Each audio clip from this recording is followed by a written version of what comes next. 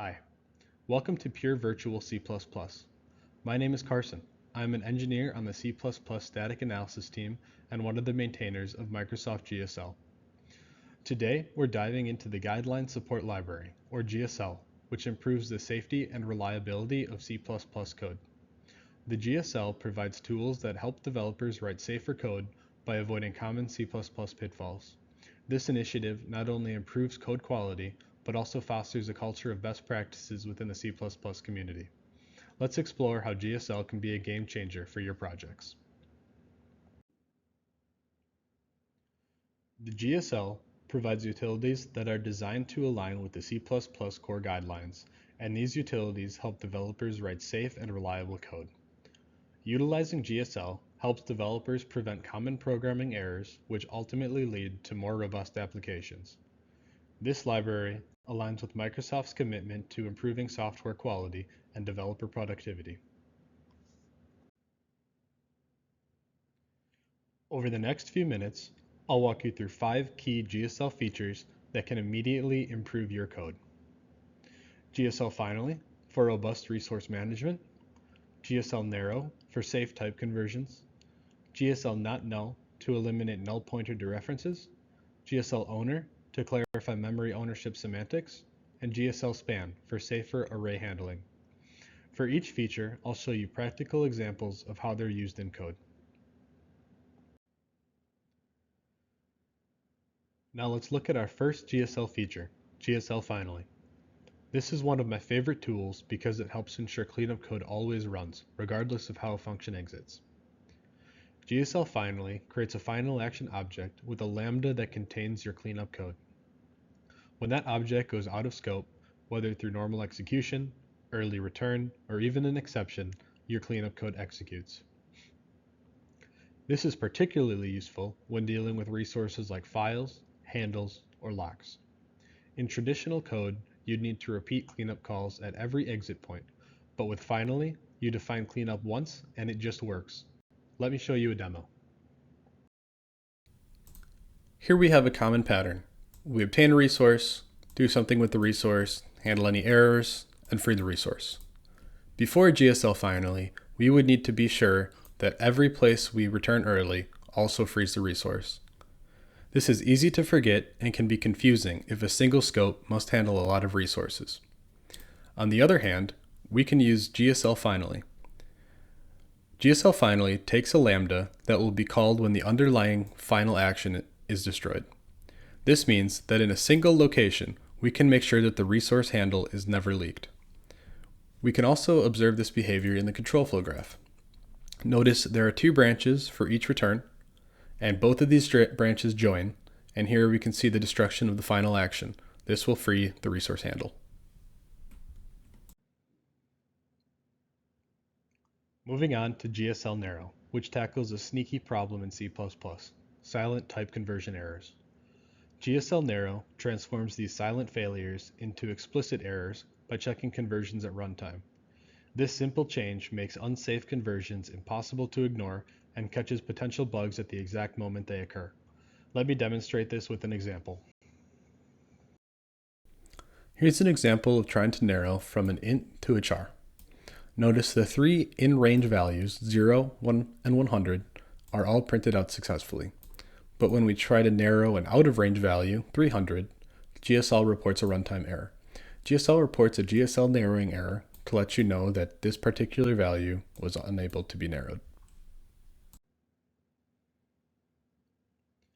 Our next GSL feature targets one of the most notorious bugs in C++, null pointer dereferences. GSL Not Null is a lightweight wrapper that guarantees a pointer is never null. It transforms a runtime problem into a compile time contract. Your function signature clearly communicates that the null is not accepted, which eliminates the need for null checks and self-documents intent. Let's see how this works in practice. In this example, we have some code that processes a not null pointer data. Notice there is no need to check if data is null because it is a type GSL Not Null. But what happens when we try to pass in null? Well, if we try to pass in the null pointer literal during compile time, we will get the following error. Great. And if we try to do something during runtime where we create a GSL Not Null pointer from null pointer, we get this error, this runtime crash. Notice we get the seg fault, and you may think that this is because we're dereferencing null, but if you look at the stack trace, you see that in this GSL Not Null constructor, we identify that we're creating something that should not be null, and we are terminating. Let's now look at GSL Owner, which tackles another problem, ownership and borrowing. In C++ code bases, it is critical to know who owns a resource and will be responsible for freeing it. Unlike previously discussed features, this is a purely syntactic annotation. When you mark a pointer with owner, you are saying that this pointer needs to be freed or transferred in this scope. This simple annotation also helps static analysis tools identify ownership bugs, which may be the cause of leaks or double freeze. Here's an example. Here we have a couple of functions, borrow and take ownership. Notice borrow takes a raw int pointer. This conveys to the caller, hey, I'm going to use this, but I will give it back to you. Take ownership, on the other hand, takes a GSL owner object by value. This conveys to the caller that the object can be treated as freed, and any future use should be illegal because take ownership will be responsible for cleanup.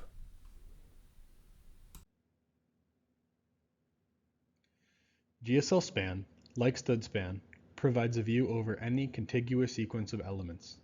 In addition to Stud Span's features, GSL Span also provides bounds-checked access. Let's see an example that demonstrates the flexibility of GSL Span. Here we have an example function that adds together all of the elements in a collection of integers. As we see in the callers, you can pass any type of iterable object into compute sum, and you will get a span with bound-safe accesses.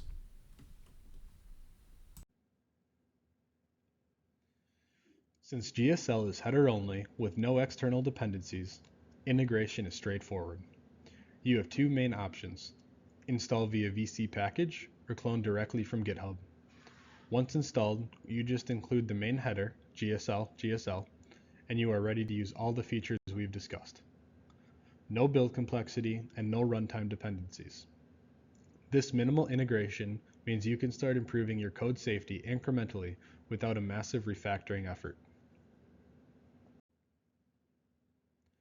As a wrap-up, I want to emphasize the value GSL can bring to your C++ development. By adopting these simple, lightweight tools, you can prevent common bugs early rather than catching them in production. Your code becomes expressive and clearly communicates intent to other developers. GSL adoption can be incremental. Start with the features that address your most pressing issues and expand from there. Whether you're building safety-critical systems or just want more reliable code, GSL provides solutions to common C++ problems. If you'd like to explore GSL further, please visit our GitHub repository. We are always looking for more contributors. If you have any questions, please let me know in the comments.